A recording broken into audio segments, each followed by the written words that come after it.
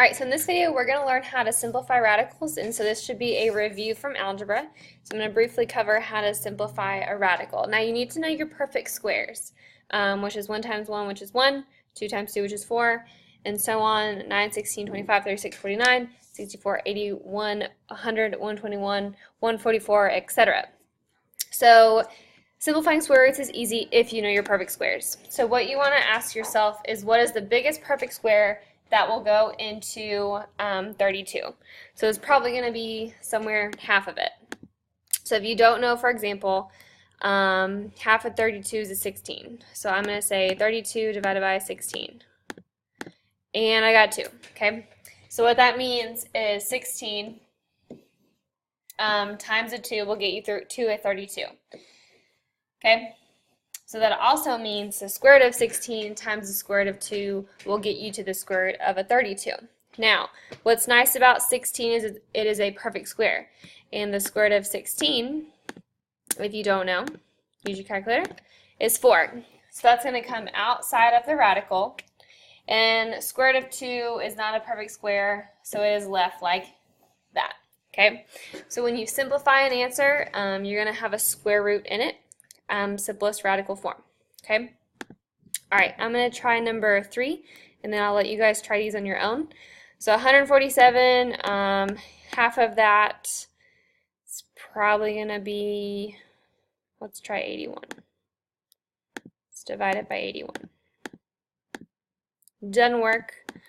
147 divided by 64. Nope. 49.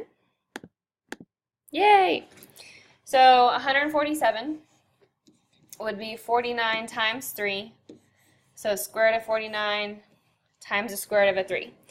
Now the square root of 49 is a 7. So it's going to come outside of the radical, and then you're left with the square root of 3. So that 7 square root 3 would be the simplest radical form. So why don't you try numbers 2 and 4 and simplify the radicals.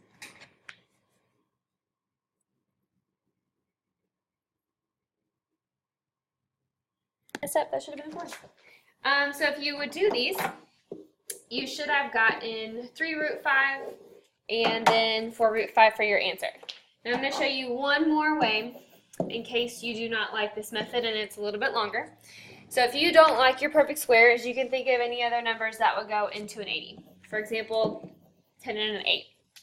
You need to break them down to their prime factorization, which is 4 times 2, 2 times 2, times 2, times 2, times 5. Now, all of that multiplied is the same as an 80. Now, to take something out of the square root, you need a pair. 2 times 2 is a 4, and I know the square root of a 4 is 2. Again, 2 times 2 is a 4. I know the square root of a 4 is a 2. So I'm going to take out another 2, and you are left with a 5, and you're going to multiply your outside, and you would get 4 root 5. Okay? So that's 2 kind of ways of thinking about the problem. I like the perfect square method because it's a whole lot faster. You just need to make sure you know your perfect squares. Okay? All right, something you did not learn in algebra is called rationalizing the denominator. So in the math world, if you have a square root on bottom, you are not simplified. So just like you had fractions in middle school, if you have a square root on the bottom, it is not simplified, and you have to simplify it further. Now, what's really nice about 64 is it's a perfect square. So I can go ahead and say, well, the square root of a 64 is an 8, and I've gotten rid of my radical on the bottom. And I'm left with the square root of a 20 on top. Now, to simplify this further, I need to see if square root of 20 can be simplified. I know the biggest perfect square that goes into it is 4, for 4 times 5. So square root of 4 is a 2, so 2 root 5 is the same as the square root of 20. So I'm going to put that back on the numerator, 2 root 5, and I've got an 8 on bottom.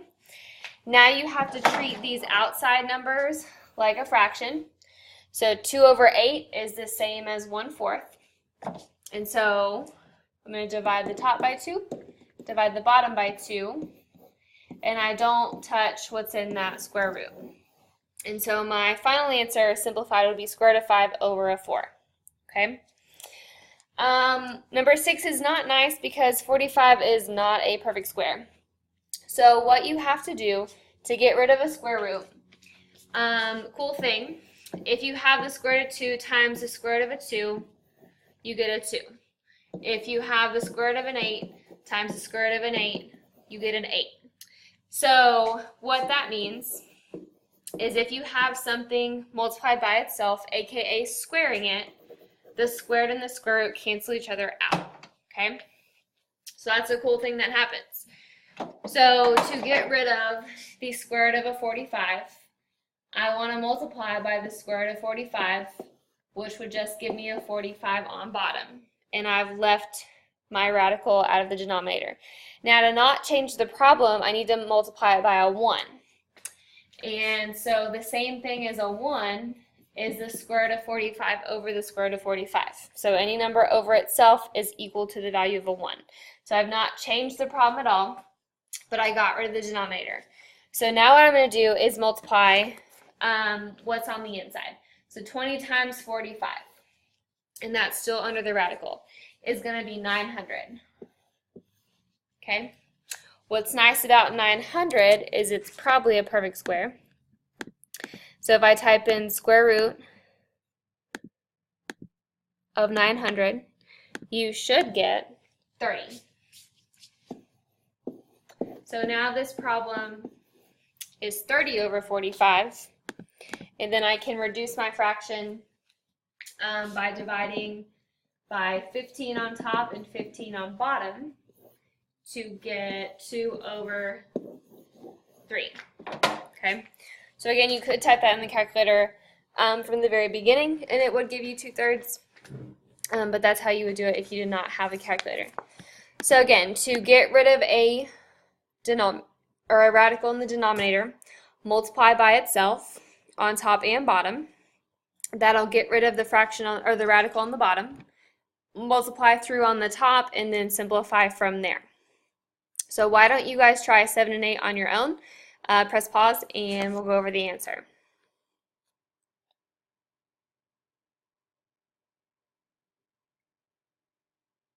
For number 7, the first step you had to multiply by the square root of 8 on top and bottom, which would give you just an 8 in the denominator, and then 10 times 8 is 80 under the square root. Now you have to break down 80 over here because it can be simplified, which is 16 times a 5, square root of 16 is a 4. So a 4 root 5 is your final answer for the square root of 80. So I just replaced that on the top. I then saw that 4 and 8 were both divisible by 4, which 4 over 8 is a fraction of 1 over 2. And so there's an imaginary 1 out here out of that square root of 5. So you should have gotten square root of 5 over 2. Again, on number 8, 36 is the perfect square. You don't have to do all of this work. So square root of 36 is a 6. Square root of 4 is a 2. Reduce that and you get a third. Okay? So if you see perfect squares, take the square root immediately. Alright. I'm going to try 9 and 10, and then I'm going to leave you guys to do 11 and 12 on your own. So first off, I need to get rid of the square root in the denominator. Again, I know that if I multiply by square root of 5 over square root of 5, that's not going to change my problem. And I would be left with a 5 in the denominator. Now, when you have square roots, you're just going to multiply the 2 and the 5 and have a square root of a 10. And you're going to have that 4 left on the outside. Now, I can't break down square root of 10 because that's 5 and a 2. And neither of those are perfect squares. I cannot reduce that fraction of 4/5, so I'm done. Okay. All right, on number 10, I need to multiply by square root of 6 over square root of 6 to get a 6 in the denominator. 6 times 2 is a 12. Now I'm going to see if I can break down 12 into 4 times 3. Square root of 4 is going to be a 2. So 2 root 3 needs to replace that with a 6 in the denominator. That is a fraction that's divisible by 2. And so I would get 3 on bottom, and I would get technically 1 square root of 3, but I don't need that 1 out front. Okay? So it's just square root of 3 over 3. Alright, why don't you try 11 and 12, and then we will be done with rationalizing the denominator.